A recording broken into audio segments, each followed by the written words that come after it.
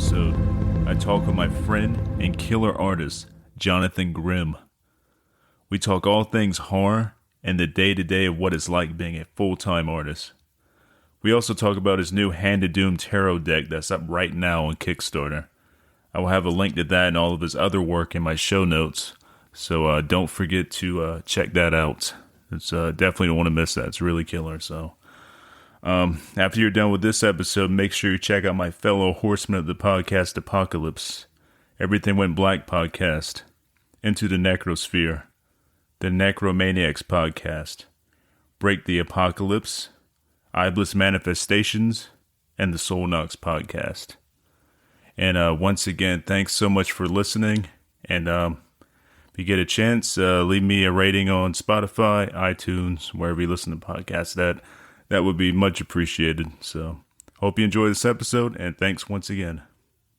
I'm glad you're finally on the show, man. This is a long time coming. Oh, hell yeah, yeah. Now that we actually got something to talk about, I got the new deck coming out and shit, so. Yeah, dude, you stay super busy, man. It's still paying the rent. Being homeless is a real motivator, so you learn to stay fucking busy in this shit. That is definitely true, man. But yeah, you're killing it, I think. When did you go full time with the art? Well, full time, like as in my only gig, right? About a year and a half ago. Nice, yeah, and how's that going so far? Like I'm saying, you've been keeping busy as hell from what I can see. So I'm guessing everything's going really well. It's been absolutely fantastic, man. I've been doing it for about 5-6 years while working a regular job, slowly paying off any debt and everything I had. Then I slowly dropped down to part-time at the regular job. I knew I had to prep if I was going to try this because I'm a freelance illustrator. I don't know how much money I'm going to make every month, Mm-hmm. It varies to a ridiculous degree. And especially since I'm also focusing on my own projects, not just working for other people. It's like, well, as long as you do the prep work, then you're ready for it. But you're still never actually ready for it, Right. It's got to be a good feeling of freedom, though, knowing they say, fuck my daytime job and I'm doing what I love to do. Oh, man, it is. I'm not good at being told what to do. So, I mean, it is really not. I mean, don't get me wrong. It's super stressful, when you're doing this kind of thing. Like I said, because it is the uncertainty, like last year when I finally dropped my regular job, all of a sudden, I don't have health care. I don't have a regular paycheck. I've got to take care of all that shit myself, and then you don't know how well things are going to go, because I don't rely on one thing to make a living. Mm-hmm. I work through a diversified set of things to make my living. Like I do a little bit of commission work every month. I have, passive income from selling prints and t-shirts and such online. I do art shows. I license out designs. So like whenever like 1 month is a little slow on one thing, if you're lucky, one of the other ones will take up for it. Right. That's cool. And on the topic of shirt selling stuff or whatever, some of your artwork for your shirts, I own 2 of your Mandy designs and they're fucking awesome. Oh, awesome. Dude, I've had a third one in my head literally for like 3 years. I just have never had time to sit down and draw it. Well, whenever you do draw that, I will buy it. So I appreciate that. I swear to goodness, that movie, I don't know what the fuck, man. Like it's full of some of the best visuals of the last 10 years mm-hmm. in horror. And horror people like us, we are merch junkies. We will buy all of your shit, and like they don't put out much merch for it.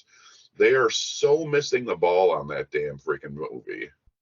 Oh, that is true. Because I'm pretty much buying up all that merch that does come out. So I'm like, I stay on the curve with that, and I got pretty much everything that has came out in the past. Like since the movie's been out right now, I've been found some shit on eBay. Like they had some like promo VHS tapes they did for Mandy when it first dropped.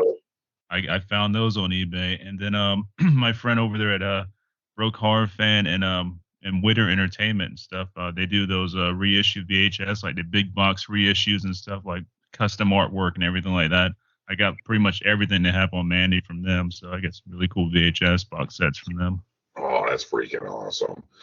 Yeah, it's like, I don't know what the hell they're thinking. I mean, like they did like the little Funko Pops, but like nothing in the way of like action figures or statues so much. It's like there's so much they could be doing. I mean, you get some Cheddar Goblin here or there, but yeah, no, they're definitely they missed the boat on that freaking movie.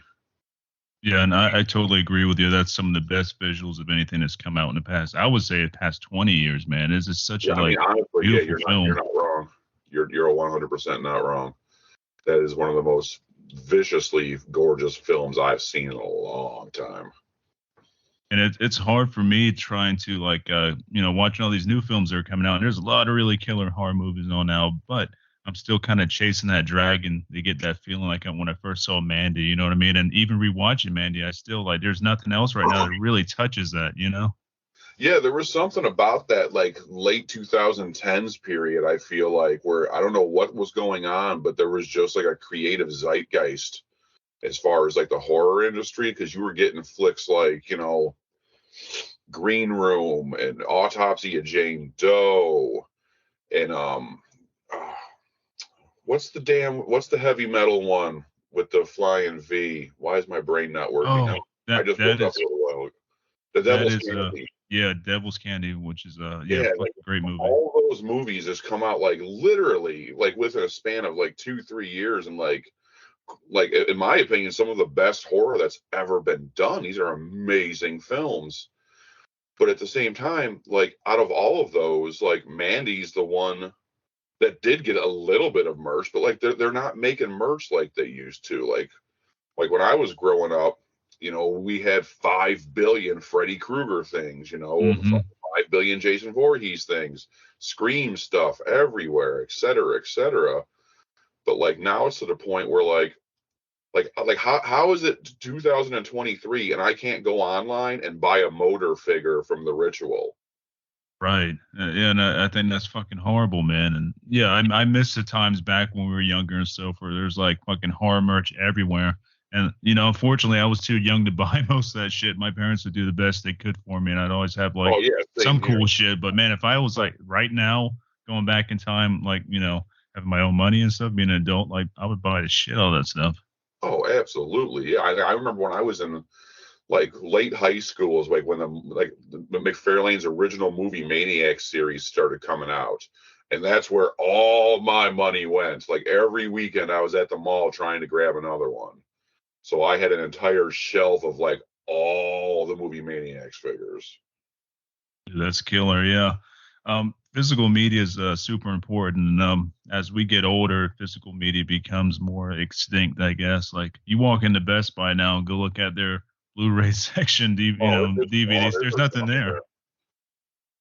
I picked up the was it the 20th anniversary of House of a Thousand Corpses or 25th anniversary box that they had going on there, like special edition. I actually found that at Best Buy, but it was so sparse, man. There was like one fucking half a row there. That was it. Yeah, like stuff like that. Like I don't go to shit stores anymore.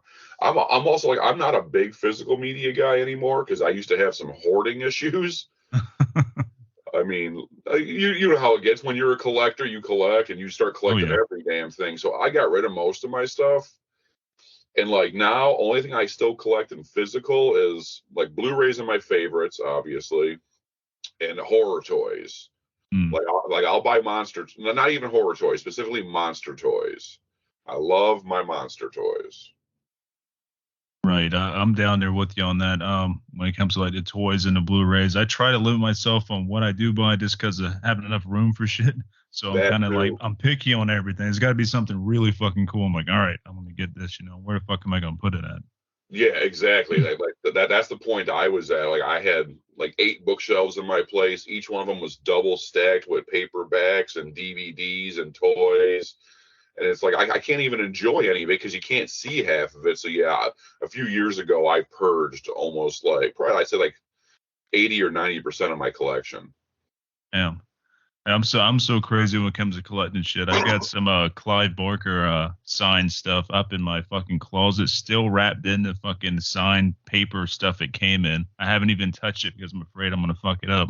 Yeah, I was see, like, that's my problem though. It's like I was getting to that point too. It's like, why am I buying this shit if I can't look at it? right.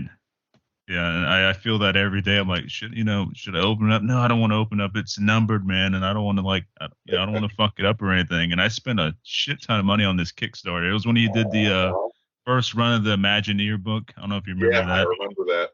Yeah, I went crazy as shit with that. I started off on like one level. I'm like, all right, this is how much I'm gonna do. It's like, you know what? I could do a little bit better. Let's get this because I want to get this and this. And then, I finally came out. I did like the max level contribution and stuff. And I was like, God damn it, what That's did how I we do? Kickstarter people get you. We make each level just a little more enticing, get a little bit more of your money. They got me on that, and also on the Mandy art book that just came out. It's like a poster art book.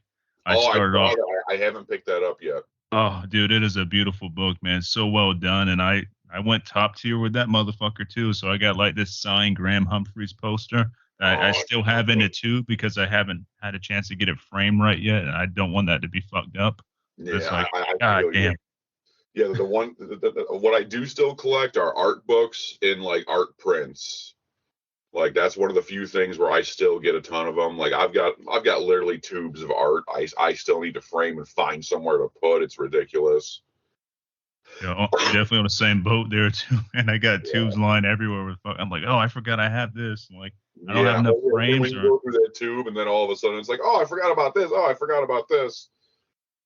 and some of the posters have like a weird size to them, man. I'm like, where am I gonna find a frame for this? Like one's, just the weird odd sizes, man. I hate that. Where's the normal poster size? I got so many weird ones around.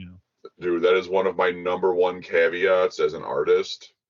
I yell at other artists all the time about this shit. It's like, listen, buddy, if I'm giving you $20 for an art print, I can't spend $85 on a frame because you can't make a standard size fucking thing.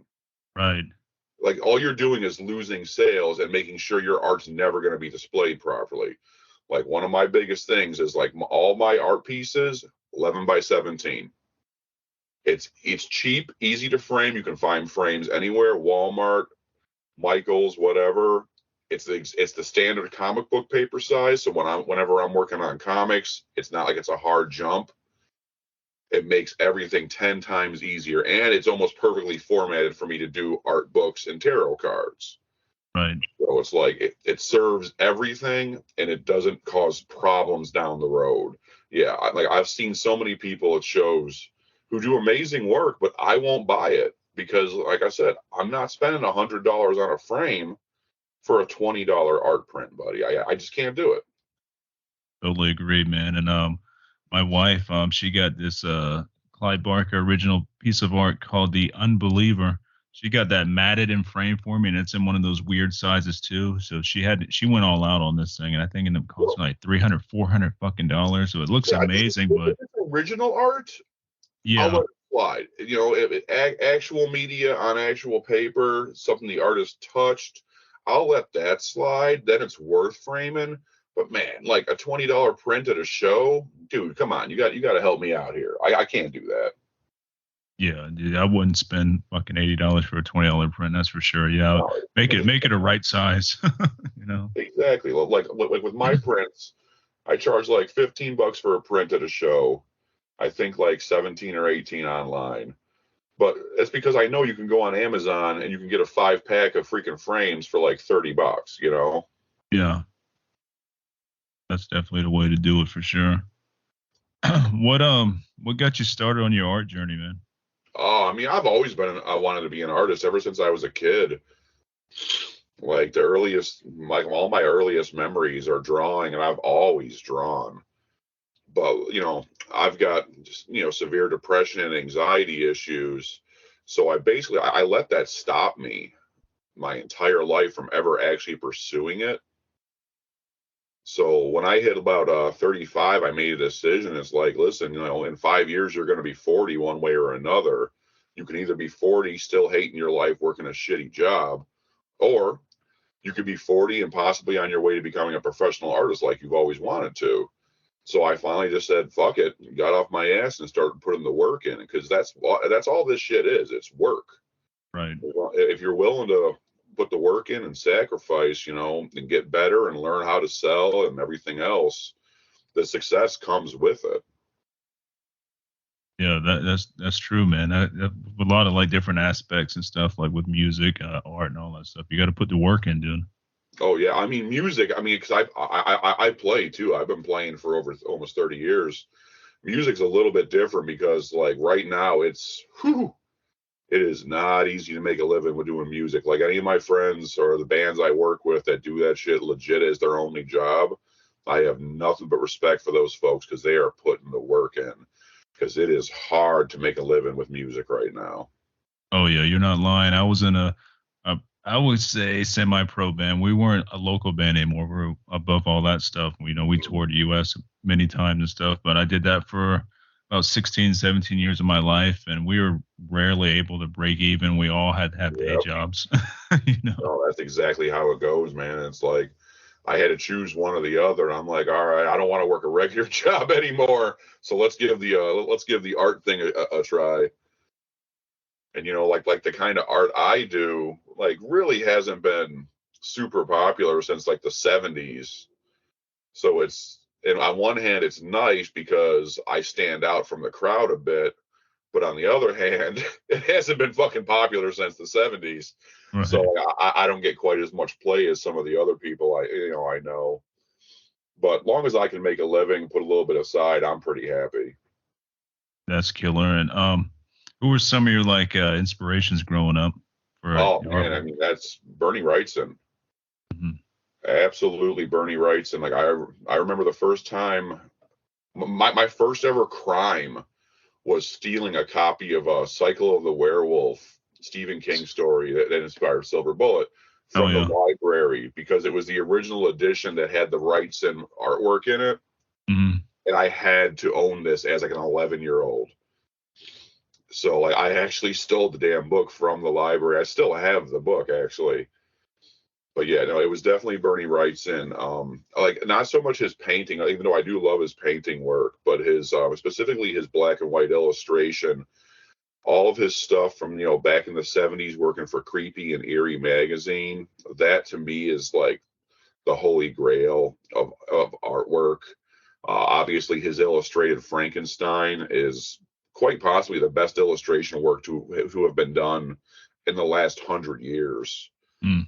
Like right now Nakatomi is working with his widow Liz, and they've been doing prints of all the old Frankenstein art. And instead of just reproducing what's already out there, they go out, they find the cats that own the original, like the $1 million originals from this freaking book. So they're over at Guillermo del Toro's house every other weekend, most likely, because that son of a bitch owns like half of Right. it. And they actually rescan it full in color, leave all the imperfections, every little pencil mark under the inks, reproduce it super high quality at the original size. And oh God, they're absolutely amazing. I've got 5 pieces sitting in my hallway right now. Oh Yeah, but man, that's Wrightson's a huge badass. guy. And like I was I was and am a big comic book guy. So growing up like in the 90s, Mike Deodato, reading all kinds of the X-Men stuff from like Jim Lee and whatnot. Excuse me. And then like at the same time they were reprinting all the old EC Comics stuff from the 50s and 60s and releasing like these big like 64-page comics for like something like 225. So I would always grab those. So I got introduced to like Wally Wood and Jack Davis, the guys that were just absolute masters of Mm. composition. Because like as much as I love comics, it's hard to get like a ton of true art from the comics, if that sounds right.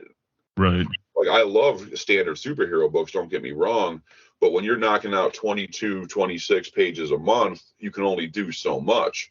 When you were working on like Creepy and Eerie magazine or Heavy Metal, or you were doing old EC Comics, Tales from the Crypt and Vault of Horror back in the day, you were only knocking out 8, 10, 12-page stories for those books. So those cats could really sit down and put the time in and just create absolute masterpieces in graphic storytelling. And like that's what I always wanted to do.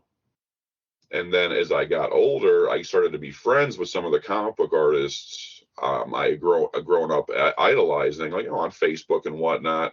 And Hmm. I saw that, like, almost without fail, aside from like the really, really, really big guys, these cats are all destitute. Wow, that's not cool. It's because they came up drawing Wolverine and the X-Men and Batman and Superman.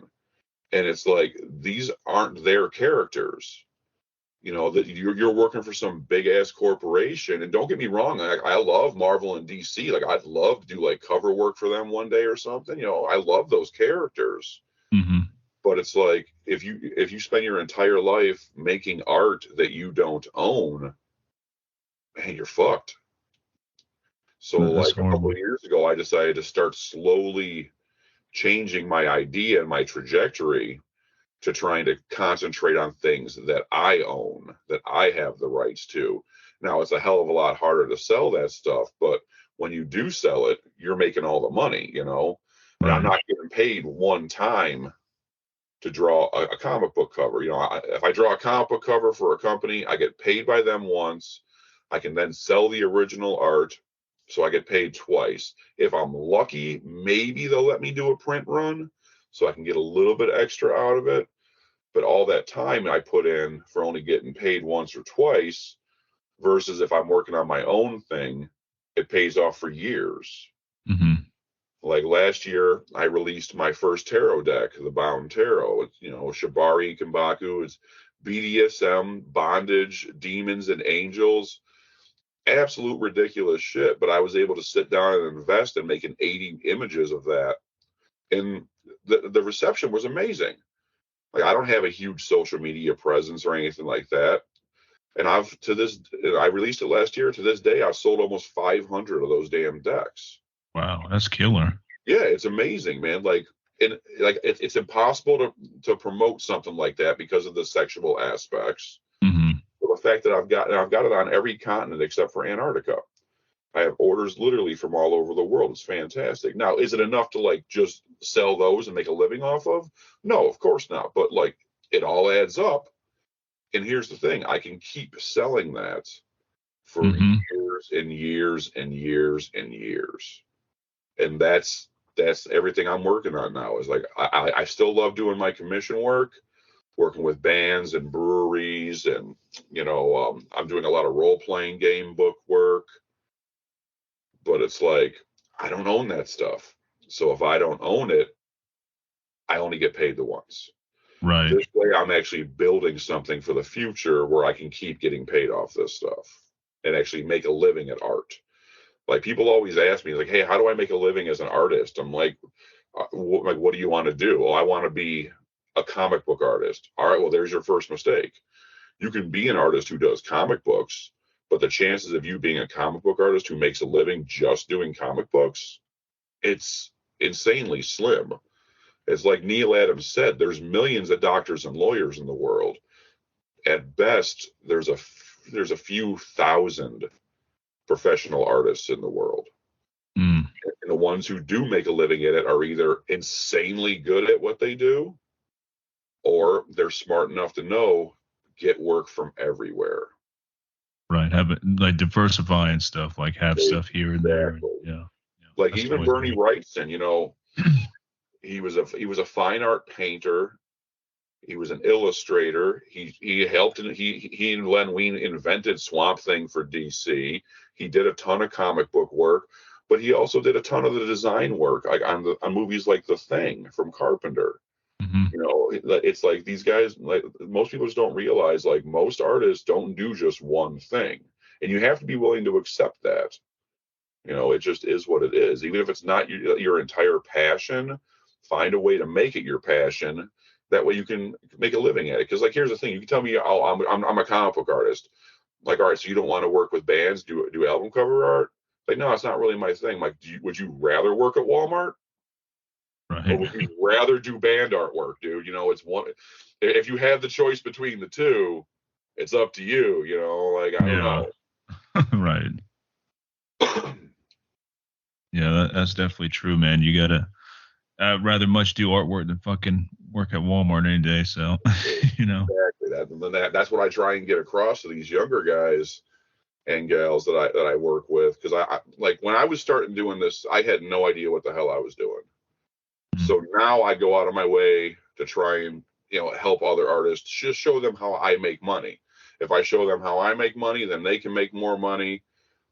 If they make more money, they don't have to work regular jobs. We're not all working for billion-dollar corporations. I can do my little part to just slowly dismantle capitalism in this country just through weaponizing artists, and just encouraging them and showing them how to get by.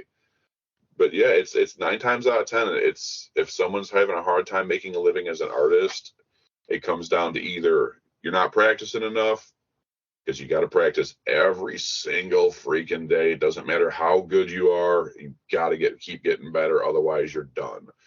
Or it's I only want to do this one thing, and doing the one thing don't work.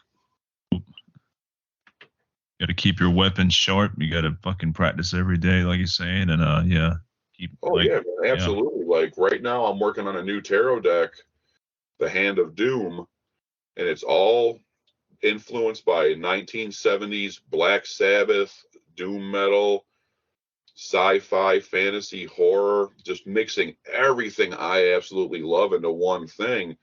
And in doing this, I'm learning a ton of new techniques and detail work. And I'm trying to put out the best thing I've ever drawn in this 78 card tarot deck. And it's like, even me now, like I make a living at this, but at the same time, I know I need to get so much better, and I can't wait. I love learning new stuff and improving at this. Is the Kickstarter up for that one yet? The notification page is up. Anyone who's listening can go onto Kickstarter, type in Hand of Doom Tarot, and you can get notified for the release, or just go to my website for links, jonathangrimmart.com. But the Kickstarter will be going live in the fall. Should be early September.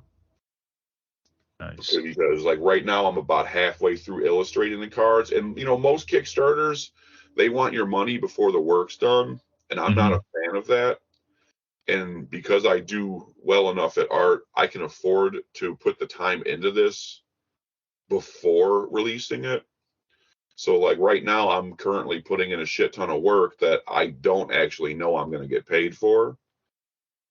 But I prefer to take people's money when there's a product ready. When I'm ready to produce the deck, then I do the Kickstarter. I get the money. That way I can get the cards made, have them shipped in, get everything shipped out to everybody. That way, we've all signed up for Kickstarters where you don't get the product for a year or 2 years, or just never shows up at all. Yeah, I hate that shit. Yeah. Yeah, because you forget about it, and then you're like, hey, I never got that item. Yeah, no, I don't like doing things like that. So I'm on schedule now where by the time the Kickstarter releases, I should be at least 90% done with the deck. And then we're going to go ahead and I'd be able to knock the rest of it out relatively quickly. I figure I should be 100% done just as it's ending, or within a couple weeks of that. Badass, and I think that's going to do really well, especially in the Doom community and stuff. We're a pretty big community when it comes to like Doom metal, sludge, all that stuff. I think that's going to sell very well. Because like I said, this stuff is such a big chance to take. I'm hoping it does well, and it's got a lot more crossover because horror fans, illustration fans, heavy metal guys, all the shit I love. I know there's a billion people out there that love this stuff just as much as I do, and it's going to be a lot easier to promote than my BDSM deck. I can't promote most places like Facebook because they kick you off real quick. Oh yeah. Like this one, there's no BDSM. There's plenty of astronauts and monsters and pretty ladies, guitars strewn about everywhere, and it's an absolute blast. But yeah, as of right now, just the notification page is up. But that should be going live in September. That's killer, yeah. Horror and fucking horror and Doom and horror and metal in general just go together so fucking well. Oh, absolutely, man. It's like a Venn diagram.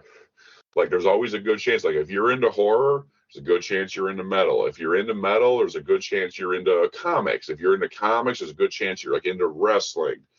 Like that, and like that's kind of what I base my work around, is all the things I love. It's because I know there's always going to be overlap in those things, so you'll get more business, but at the same time, it appeals to a wider audience because of that overlap. Right.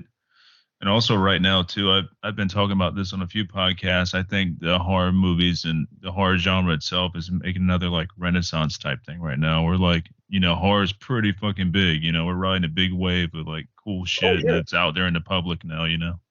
Oh yeah, without a doubt. Like anytime you put a horror movie into the theater, you're all but guaranteed to make money, man. Because 9 times out of 10, horror movies are way cheaper than most of the stuff they're putting out.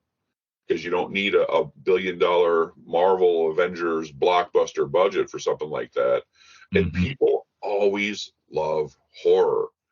If you give someone a good story with a cool monster, they just want to shut off for an hour and a half, go have some fun. Horror is always a safe bet, man. Yeah, it's my ultimate escapism is watching horror movies. Yeah, I'm me always too. also too trying to chase that, creepy feeling that I felt when I was younger, which it's kind of hard now being that you're an adult trying to get that like true scary feeling. Like I haven't really felt that in anything recent, you know what I mean? But it's still, I'm always chasing that. I'm like, maybe something, kind of give me that chill type feeling, but I still love horror. I still love everything about it and stuff, just always chasing that ultimate thrill. Oh, absolutely. Yeah, like with me, like horror's never, even as a kid, like I was introduced to horror at a ridiculously early age. Like my parents were giving me, we had the first couple of Phantasms on VHS and the original Terminator back when I was like 5 or 6. My old man was throwing Stephen King books at me by the time I was 8. And like none of that stuff has ever actually like scared me. Like not to sound tough, I just love the design aspect of it. Like when I want to feel scared, I read the news. Yeah, exactly. Yeah, that's The fucking news, hard. the Yeah. news will scare the fuck out of me. Like, Yeah, like everything that's going on down in places like Florida and Texas right now, like that terrifies me. exactly. But like horror movies, that yeah, like you said, that's my escape. That's where I go to get away from that stuff. Yeah, I was also exposed to horror when I was really young. I'm thinking like 5 and under. I mean, as long as I can remember shit, my grandma, my aunt would watch horror movies with me and stuff. I had no like, oh, you can't do rated R movies. I had none of that shit. I could watch whatever I wanted to. And I just remembered Yeah, same here, only, man. I love it. only I thing absolutely loved it. only thing that traumatized me as a kid was fucking Child's Play because I owned a My Buddy doll, and that shit fucked me up for Oh, years to that'll come. do it. That'll Yeah, do it. Dude, you want to know the movie that actually scared me as a kid? but You're gonna laugh at me. It's fucking E.T. oh yeah, ET is kind of fucking creepy though. Dude, that thing scared the shit out of me as a child. To this day, I have not seen that movie in full. Wow. It terrified me as a child.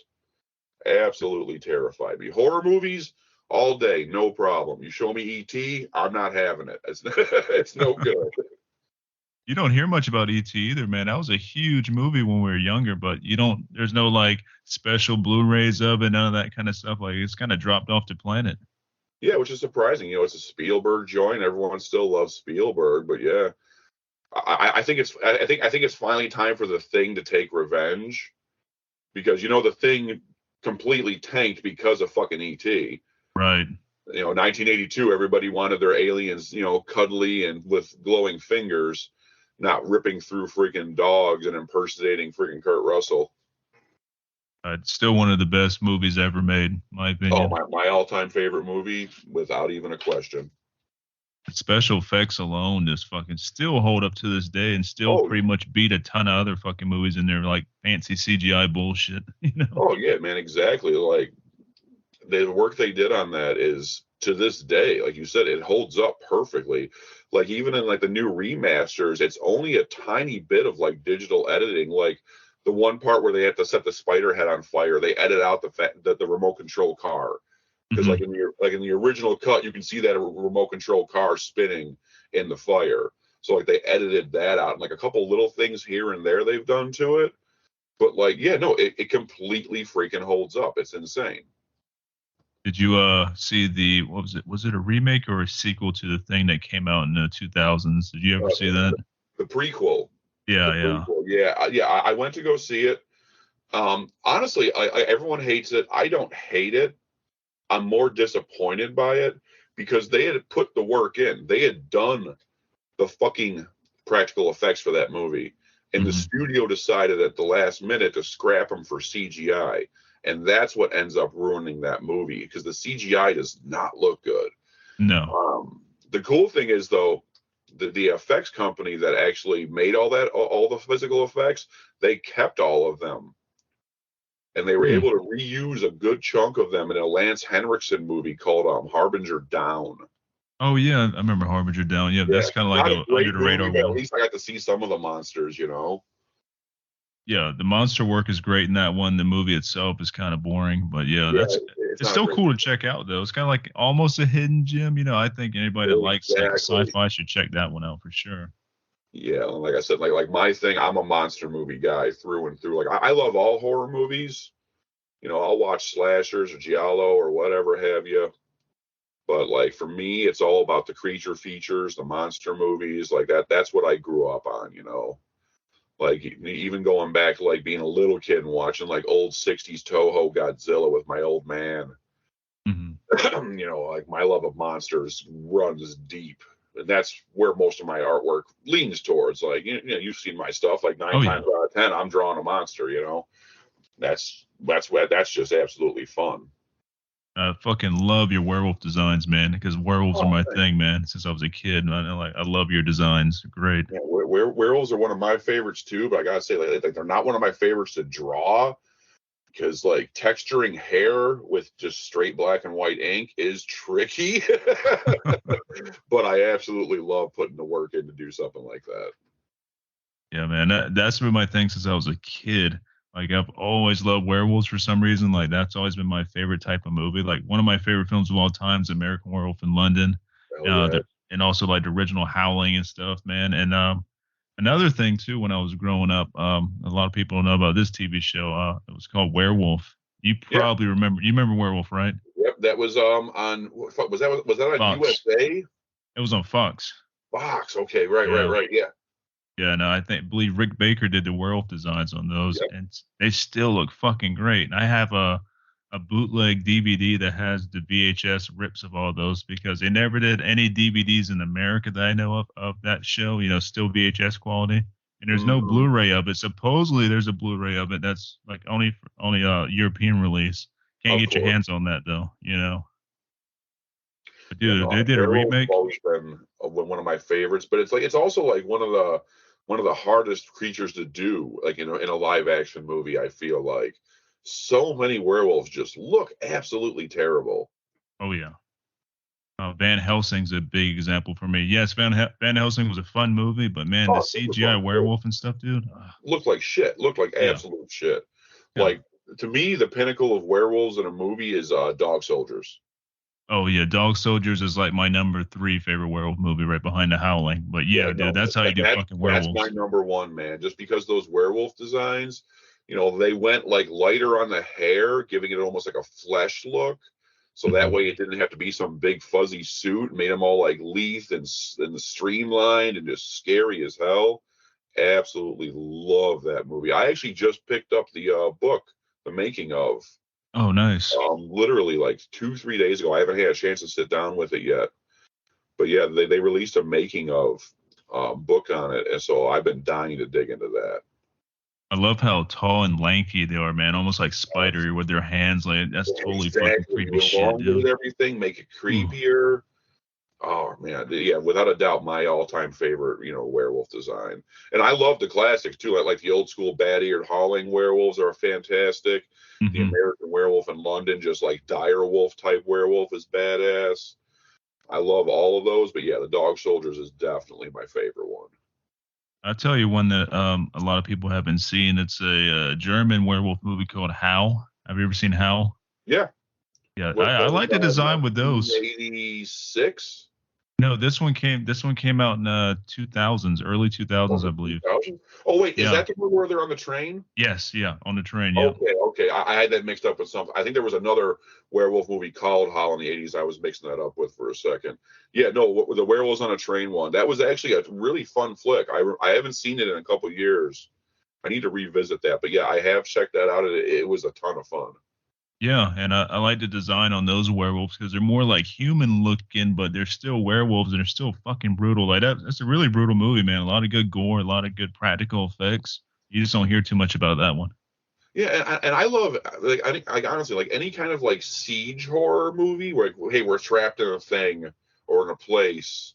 That almost always gets me. I don't know why. I just love that isolation feel and like Hmm. the idea of putting that onto a train. It's just absolutely amazing, amazingly good idea. You know, same thing with like Train to Busan. If Hmm. you put these people into this situation in this small cramped quarters, like it's absolutely terrifying. Like you have nowhere to go. Dude, I love Train to Busan. That's probably one of my favorite zombie movies, man, because it was something different. It wasn't like the typical fucking boring ass zombie movie. They did Oh, something way absolutely. different. Yeah, no, that would definitely be one of my all-time favorites as well as far as zombies go. I'll see the remake when it comes out, but like I don't know, man. It's like I don't really see the point in that. It's like No. just release that movie in theaters. You know, it's perfect as it is. It's like the Wreck Quarantine debate again. It's Oh like God, yeah. why the hell did we make Quarantine when Wreck is out there? You know. And Wreck is perfection, man. The quarantine movies suck ass, in my opinion. I fucking love the Wreck movies, but quarantine, like, I don't know, man. It has I no love edge the to it or first nothing. two Wreck movies. After that, it's a bit of a drop off for me. Yeah, But I the agree. first two that form that one like all in story, I really freaking enjoy. Like that would Wreck would probably be my all time favorite like zombie flick. Yeah, dude, Wreck is evil because the zombies in that are like fucking like almost like demonic and stuff. Especially Yeah, towards the end. Like these are actually like demons. Yeah. yeah, and that's one of the best parts about that movie is like the whole time you're dealing with this whole movie you're dealing with this as like a scientific outbreak type movie trying to quarantine government interference, et cetera, et cetera. And then at the end, they're like, you know what? We're gonna fuck with you a bit. We're gonna flip it. Maybe it's a demon.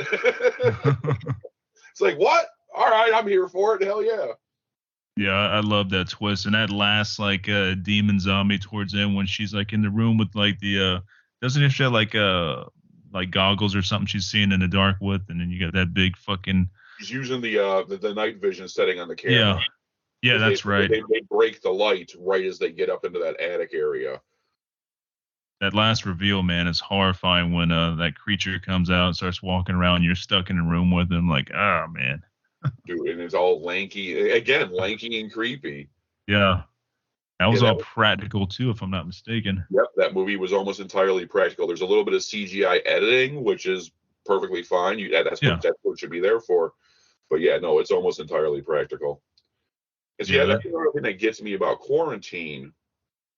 And it's like, I don't know if you remember the trailer from Quarantine. It not really. literally shows you the very last scene of the fucking movie in the trailer.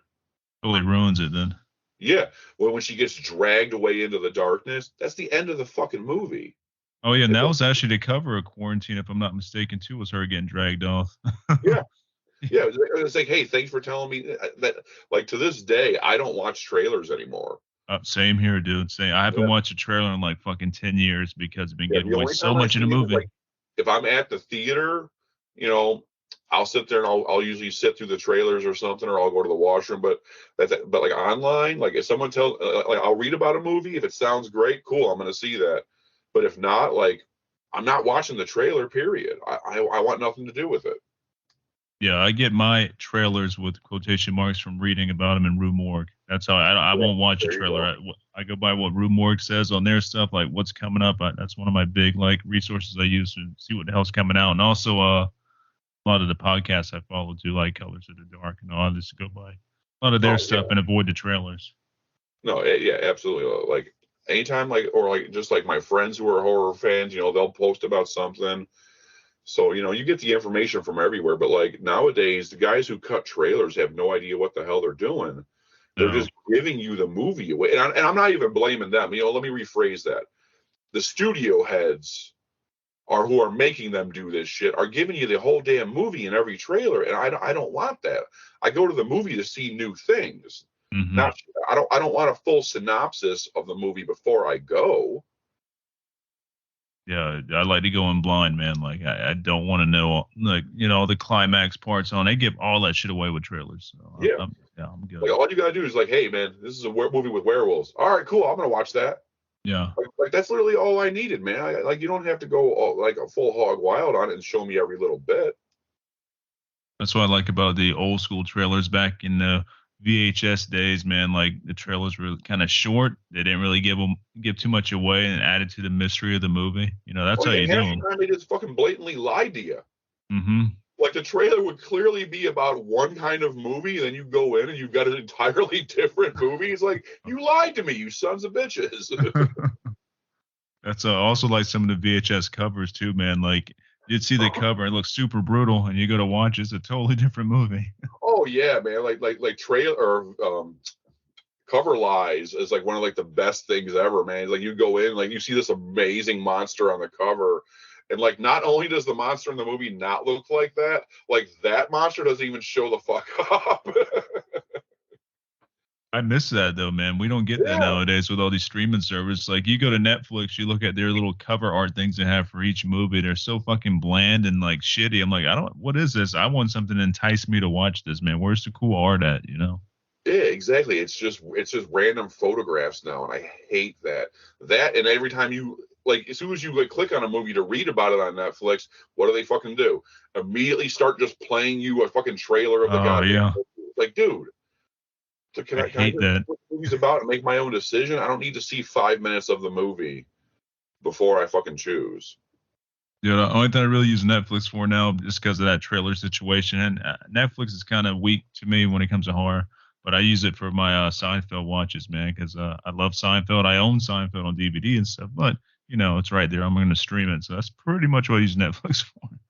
Yeah, like, I keep it around. Like it's really just out of habit at this point because like with the job, I don't get to watch a lot of TV anymore. It's like that's one thing they don't tell you about. Like once you do art, you don't get to enjoy the things art creates as much anymore because you're constantly freaking working.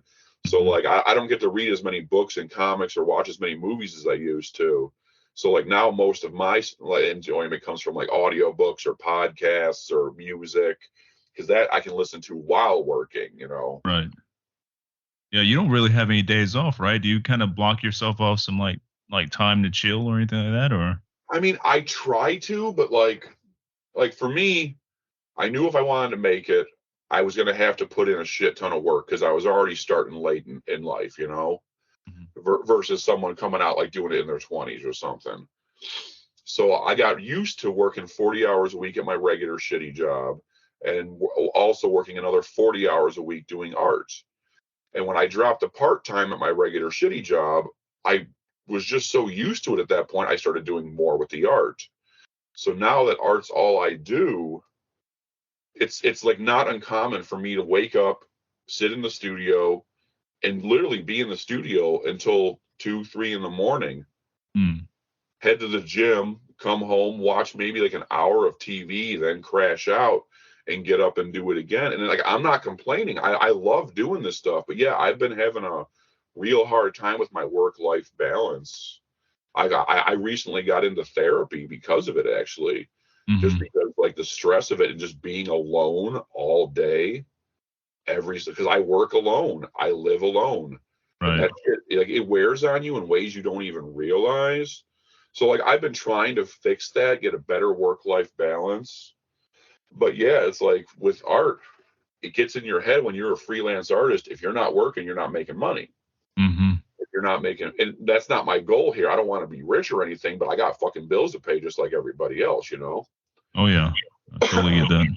Yeah, but so it's like you get used to just working constantly.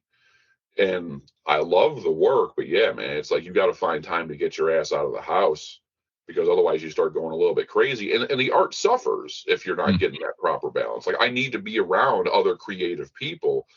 Like one of the things I'm most jealous about, like I love the 70s. Like Mm-hmm. I wasn't alive, but I like love it. The music, the movies, the art.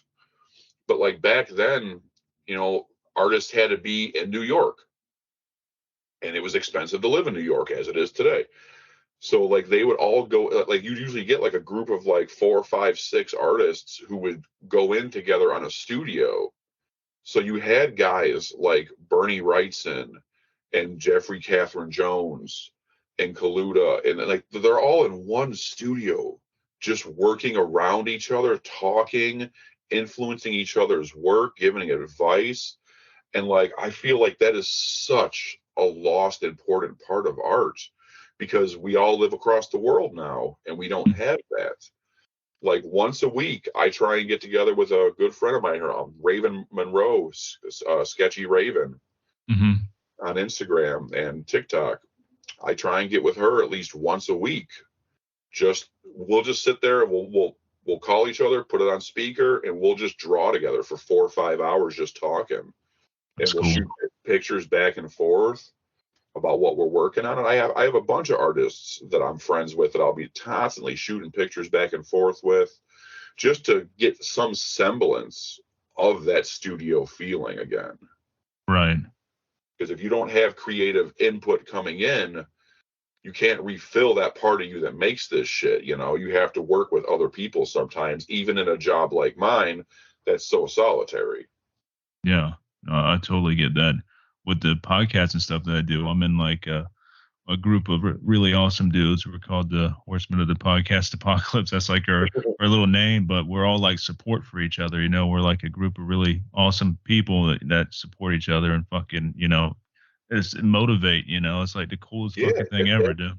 That's exactly it, man. Like what people don't realize, like what I always try and tell people is like I love meeting new weird creatives and artists, like anyone, like theater, dance, wrestling, roller derby, musicians, whatever like your art is, podcasts, like you're creating something new. Like when I meet people like that, like those are the people that energize me. You know, I absolutely need those people in my life. It's the problem is sometimes with art is like you run into a lot of these bitter dudes and women, but that view it as like as view you as competition, and I don't believe in competition in art. Right. We all do such varied and different things. Like chances are, if you get a job I wanted, it's just because you were better suited to the job. So like those guys who are secretive and like shitty with new artists, like they drive me absolutely nuts, man. I fucking hate them. It's like whenever an artist asks me for like tips, help, I'm happy to make time for them. Like you want to know how I do my art? Fuck yeah, I'll tell you how I do my art, because it's just like playing guitar or something. Like just because I know the notes and I can fret them properly doesn't make me fucking Tony Iommi. I can't play like him. He plays like him. You know, so each artist can only create like themselves. So therefore, the idea of competition only hurts you. Yeah, and art is so subjective to the fucking viewer and stuff too, man. Like somebody might not like that style. You might be the greatest artist in the world, but they might not like that style art, so they don't. Oh yeah, dude. Choose Like I yours. guarantee the most popular artist in the world right now has a billion people that also hate his stuff. You know, it's art. It's just the way it goes. It's the same thing with like music and writing, anything else, movies. You know, whatever. If you go into it thinking just in competition terms, you're not making art anymore. You're making content. And if you're making content, you're not an artist. Like, don't get me wrong, make your shit, get fucking paid for it, man. But like, if that's your only goal, you're not going to be making the best stuff you can make. You got to make what you love. Right. And like for me, that's weird bondage demons and fucking sci-fi heavy metal monsters. You know. Hell yeah.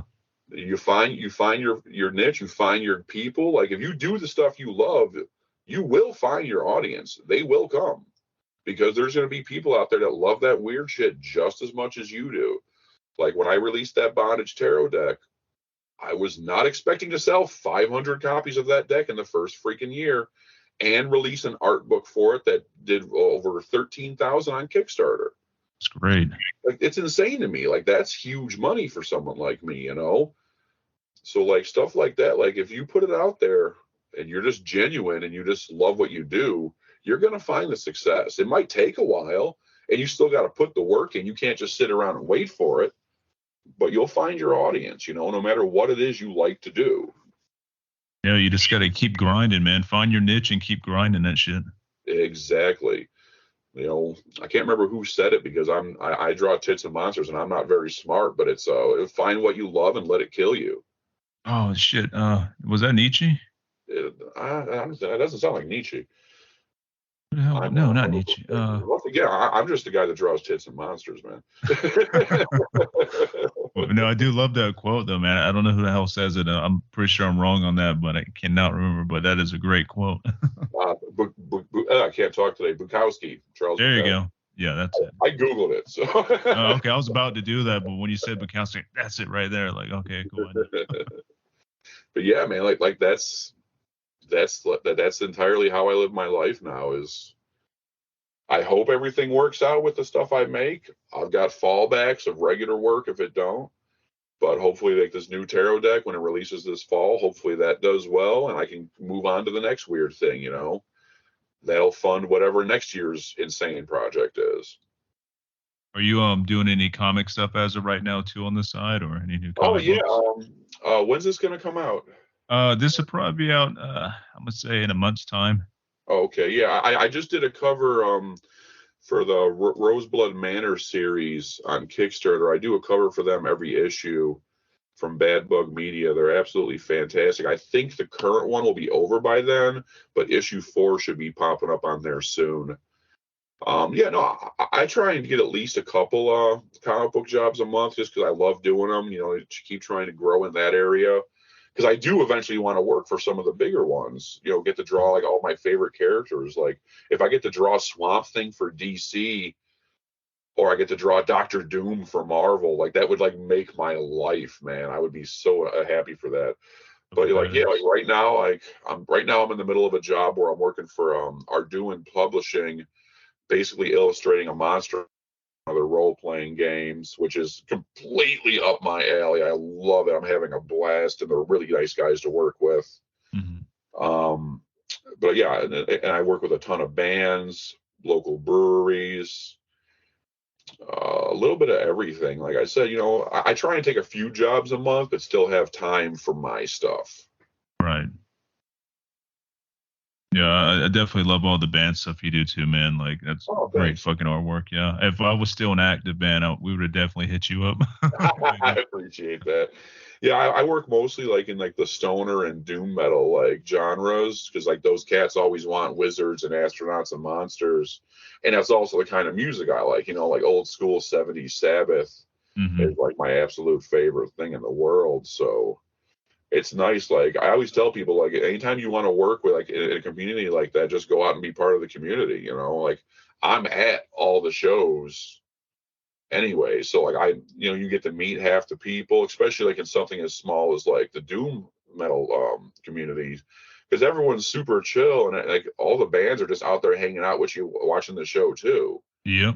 So like if you're just if you're a decent dude and you do good work for them for a good price, help take care of them. Because like for me, like band art, I do band art at a discount. Mm-hmm.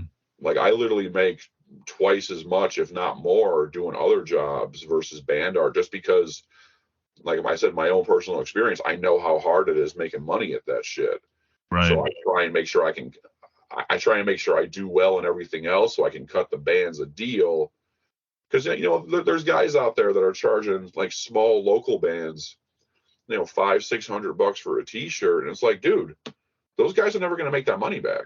No. You can't charge them that much. So like I understand they came to you and they're paying the prices, it's on them. But for like smaller bands, I always try and make sure I'm doing like a nice easy price where I know they can make it back after a couple of shows, and then they can actually make money on my design. That's what I want them to do. I want them to make money on it. That's the way to do it. Our last big design we got done for the Doomed and Stone Fest, David Paul Seymour is running a special where everybody that was like, everybody that was taking part in the Doomed and Stone Festival up there in Chicago and stuff. He ran a special price thing on there, so we got artwork done by fucking David Paul Seymour. We're so fucking happy about that. Yeah. Yeah, yeah, absolutely. Yeah, Most of the David's stoner cool. guys like David, Steven, Yoyada, like we all know each other. We're all friends on Facebook and talk, all the time. David's a fucking super nice guy, man. Yeah, I've been Facebook friends with him for a while now. I've always promoted his stuff and always loved his artwork. Just and having shirts done by him, man. They sold out so fucking fast. I Oh didn't yeah, even man. get myself Those one. will sell out on the name alone. Like Yeah, I've got at least 3 of his shirts in my closet as we speak. Yeah, he's a that's the nice badass. thing about like the stoner doom community, man. Like I said, everyone's super chill, everyone's friends, and this way everyone makes money. Did you attend that Doom to Stone Fest like 5 or so years ago? It was with Whores, No, those I on there. wasn't at the horrors one. I was at the last one right before a pandemic because I did the poster art for it, Oh, nice. Okay, and I yeah, was that's right. there selling as well. Yeah, Yeah, those are great festivals, man. actually, this year's it's not Doomed and Stoned Chicago anymore. Now it's Doomed and Stoned Illinois because this year coming up, it's actually going to be at Metal Monkey Brewing in Romeoville, Illinois, Oh, cool. which is actually the brewery I do artwork for. Like Even better. I've done over 50 beer can labels for those guys. I love those guys. But like the last couple of years, they've put a ton of work in, like putting in a nice stage inside, making it so bands can come in and play. And it's like they've turned into a legit venue in the Chicago area. So like yeah, we're super excited for this Doom to Stone show. That's badass, man. I remember Reggie's was fucking cool as hell, but trying to back up in there and load your Oh shit man, was a yeah. pain in the ass, dude. Yeah. Reggie's Parking. Reggie's my all-time favorite venue in the city. Was literally just there a couple weeks ago to see Chemist. Fantastic place, but yeah, like if you're trying to pull in the back for load in or load out, it's a bit of a nightmare. It really was. We're pulling back there with their van with the double axle trailer and stuff on there, dude. Oh my god. Then we got there and they were supplying all the backline, but they didn't say what all they needed, so we bought extra gear just in case. So we're towing that shit across, like, oh, y'all don't really need that. Just throw it in the back of the van again. I'm like, god damn it. Yeah, that's where you're going to see like most of like the Doom and Stoner acts come through Chicago. It's really nice. Like the Well was just coming through with Fire Breather like a month ago. Like there's always like all the best like Doom and Stoner bands coming through, man. I love Reggie's. Reggie's school. Also, the food there was fucking amazing. Oh yeah, over in the music joint side, yeah, Yeah, yeah. dude, the pulled pork mac and cheese is the most amazing thing you will ever eat. I'm pretty sure I had that, and I had some type of chicken, but I had like chicken and waffles, and I think I had the mac and cheese as a side or some shit. I just remember like, God Nice. damn, this is good. Yeah, anytime I go to a show, I almost always get up there a little bit early, jump over to the music joint side, sit down, have a beer, have some dinner, then go into the rock club for the show every time. That place is great, but that's cool. They're still doing the Doom to Stone this year, and they're doing it in Chicago still, so it's badass. Yeah, All the other like shit. Romeoville isn't Chicago. It's just out, but it's like Oh, okay. it's just outside. It's like one of the more like southwestern suburbs. Hmm. But like it's all still Cook County in Chicago. It's all within driving distance, which is nice. It's cool. And speaking of Doomed and stuff, man, I want to see Yob. They're playing North Carolina sometime next month or whatever. I still want to try to get there to see that. Yob's one of my favorite bands, man. They're so Yeah, fucking good. they're coming through next week. Nice. Are you Here, I going? want to say. I think they're playing Thalia Hall up here. I'll probably end up there almost certainly. That's killer. Yob is great. I have a signed vinyl from their last release from everybody in the band, and I don't even take it out of its little case. I keep it up Oh, on that's top of my awesome. books. Yeah, no, Yob's awesome. Yeah, no, I go all over for the shows. Like last year, I was at Desert Fest in New York. Drove out there for that. Um, Earlier this month, I drove down to Tennessee to go check out Church of the Cosmic Skull because Nice. they came over from the UK, but they weren't playing any dates up near me. It was all down south. So I'm like, all right, I guess I'm going to Tennessee for a few days. Nice. Yeah, I hear they're really good. I haven't really checked out too much of their stuff from what I know about Oh, them. I I just hear really absolutely cool. love those guys. More of like a 60s like culty stoner metal feel, a little Hmm. more psychedelic. I absolutely love those guys. Yeah, last show I attended was what last month. It was I Hate God and Goat Whore. That was a really cool show. Oh, fantastic! I go fucking Goat Whore was just up here too. Those guys are fucking great every time. That's like my third or fourth time seeing them, and they always put on like a great show, and they No, always sound they good. go all out, man. They always go all out, which is really nice. Yeah, it was good seeing them again and stuff. And like I said, hopefully the next show will be getting to see Yob. I haven't been to a good like Doom show in a while, so. Oh hell yeah, man. Well, I imagine like where you're at, like you probably don't get all the tours, so No, we don't. yeah. Unfortunately, you got to do some driving to get anywhere, at least 4 or 5 hours out of town to see a decent band. Luckily, the Goat Horde tour came the actual like an hour away from me. That's a rarity. We usually don't have it like that, Oh, that's So that was really cool. Yeah. Yeah, like that's the trade-off. Like Chicago is expensive as fuck, but I get to see all the shows. Yeah, y'all get all the fucking shows in Chicago. Oh That's yeah, true. everybody comes through. Like right now I'm waiting for Windhand to release, or not Windhand, Elder to release the second half of their tour schedule, because for some reason they weren't hitting Chicago this run. Like they're hitting Milwaukee, but I just didn't feel like going up there.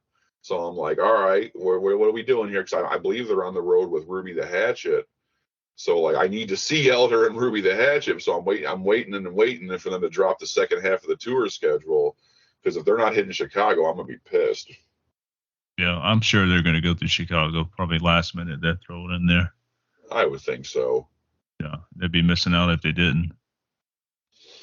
Yeah, I think Chicago right now is kind of like one of the second homes of Doom, if you ask me. Oh yeah, it's like Chicago and New Orleans are like the two biggest like areas for Doom right now. Like the amount of local like stoner and Doom bands we have is absolutely astounding. Like you can literally go see a stoner Doom band almost any weekend you're out here. Like I was literally at Sound Growler Brewery, which is another heavy metal brewery out here, last night to see my friends, and We Killed the Lion. Mm-hmm. Very like 70s psychedelic stoner rock, fantastic dudes. So it's like, yeah, you can see shows like all kinds of freaking stoner and doom metal bands out this way. Yeah, unfortunately, what we got around this way now is a lot of like I would almost call it new metal-ish type shit, like stuff that's never evolved from like the year 2000. We got a lot of those type of bands. We got Like the metalcore kids and stuff like that. yeah, we got a lot of Like, I don't have a deathcore problem huge with here. that stuff, but it's like, yeah, it's not really my thing. Like, I'm not going to like many metalcore or black metal or death metal shows. I like my riffs. I like my Sabbath. I like the classic doom metal stuff. Like that's usually what I'm in for. Yeah, I love my death metal. I love black metal, stoner doom. I do dig. I dig more like the sludgier, more like heavier stuff. You know what I mean? Like more Oh yeah, I primitive got man you. type doom. You know what I'm saying? Like Oh, real absolutely. nasty shit. But yeah, unfortunately, like around here is a lot of the new metal sounding type stuff. I don't know how to describe it, but it's not very good. Hey, it's Yeah. just like art, man. It's all Oh yeah, subjective. Everyone's got their exactly. thing. It just don't vibe with me too well. But the Yeah, no, deathcore I feel community is you. really cool here. Like I got a really good friend that's in a. They call him a deathcore band. His band's called Homicide. I just call it a metal band. Like it's like I call it a death metal, melodic death metal band. But Yeah, that whole that's scene the is problem, man. thriving. There's too many damn subgenres. I can't I keep all know. this shit straight no more. I'm saying, dude. I'm like, is it heavy or what? Just let me know that. Yeah, Is it heavy? Is it just like tell me you're in a deathcore? metal band, man. It's cool. So many different genres of fucking metal. I'm like, we were called like black and sludge when we were playing and stuff. I'm like, I like that. I can deal with black and sludge. I've been Yeah, called right. like, At least it sounds cool. Like, yeah, I mean, yeah, I'll take sludge metal any day, man. Like Crowbar, that all fits in with like the stoner doom stuff. yeah. We were definitely in that genre of metal. We were called like the black metal Melvins. That was one of the things because only the Oh black yeah. metal part we come from like mostly my vocals, man. I have like the really crazy high vocals, like black metal-y type shit, and some of the Oh riffs yeah. were kind of There you black go. metal-y. Had that Melvin's groove and stuff. That was Yeah, like our label. I actually just saw them earlier this year. I want to say. Oh, that's cool. How was that? It wasn't a great show, honestly. Oh, yeah. Yeah, I was very surprised. They were opening for Ministry, and it Mhm. was not a fantastic show. It wasn't a bad show, but it's just like their live act. There's not a ton of energy there. I was really surprised by it. I've seen them not open up. I've seen them at Maryland Death Fest years ago. Oh, So nice. Yeah, I'm friends with the people who run Maryland Death Fest. I keep wanting to come out there, sell some art and just hang out for a few days. I just haven't had a chance to yet. Hopefully next year. that's a marathon. I will tell you that. Oh Maryland yeah, Death no, Fest. dude, Holy trust shit. me. Like I said, I was out in New York for a Desert Fest last spring, and that's 3 days straight in Queens of like 10-hour days of just two stages going at once, doom and stoner metal, and Hmm. like yeah, that shit wears you out, man. I'm not young no more. No, me neither. I'm about to be 38 next month, so I'm getting up there a little ways, you know.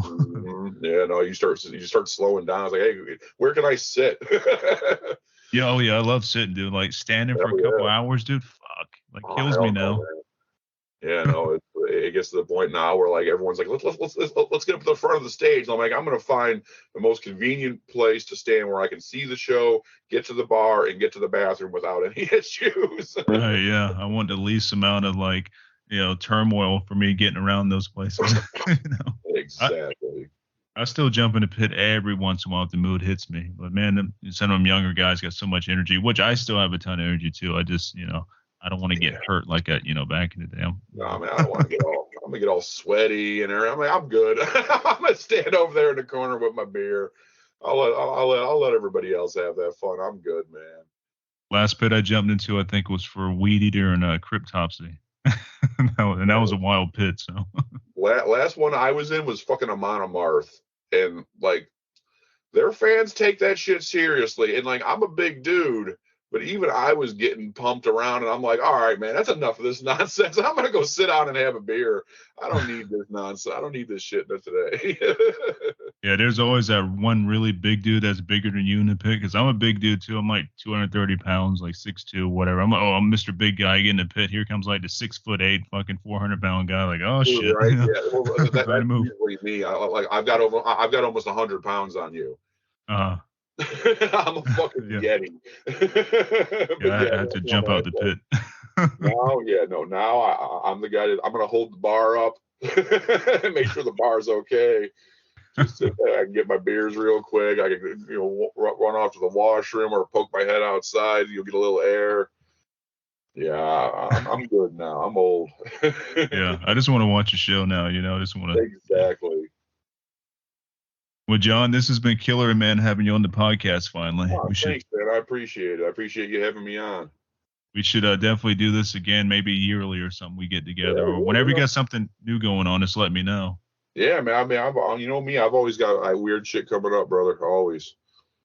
Yeah, man. Well, this was fun as hell, dude, and I hope you enjoy your weekend and what's left of the weekend and stuff like that. And yeah, It's back to work as soon as I'm off this, man. well, you have a good work day, man, and it was killer talking with you. You too, man. All right. Thanks a lot. Take care. All right, bud. Bye.